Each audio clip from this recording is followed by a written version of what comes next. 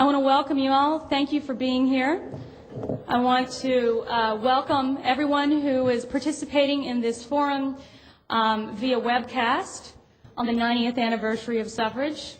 I want to welcome everybody in the room from the media, friends who we agree with, and friends with whom we disagree, because the day is a conversation on pro-life feminism.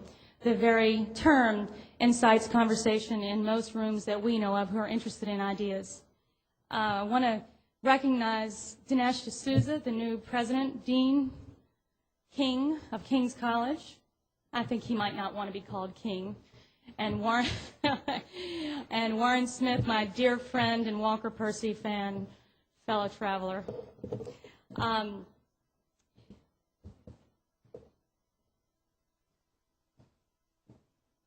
So this is the 90th anniversary of suffrage, which invites conversation, especially in the year which looks to be the year of the pro-life woman. The Susan B. Anthony List's mission is to advance, mobilize, and elect pro-life women to public office. I'm Marjorie Dannenfelser, the president of the Susan B. Anthony List. You're surrounded by our great staff here. While we have a political mission to elect pro-life women in public office in a year where there are many such women rising to run at all levels of public office, today's discussion is not a political discussion. It is an academic conversation, and truly a conversation, one where you come up and tap the person on the shoulder and engage in conversation. And that is what we hope to inspire. I really wanted to, I am not qualified to do what this distinguished panel is qualified to do, which is to explain what we are seeing on the national stage. It's been my job and our staff's job to track the trend of more and more pro-life women getting involved in the political process.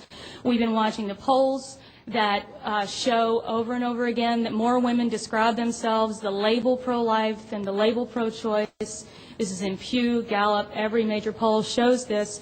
The question is why and how? And is this a pendulum swing, or is this an onward trend and in fact a reclaiming of the original roots of feminism in this country that today is centered around acknowledging? It is my contention, and I believe the scholars here will show quite well, that there is a profound reconsideration among women going on in this culture right now about what feminism and the women's movement is. The women's movement gave us many good opportunities and equalities, but at the point it put abortion at the center of feminism and the women's rights movement, it left many of us, and now most of us, behind. So the women that we're seeing on the public stage running for political office, in some ways the door was kicked open by Sarah Palin, whether the feminist movement and women's movement liked it or not, and many are following in that path. Today's panel is sponsored by the Susan B. Anthony List Education Fund, and it again is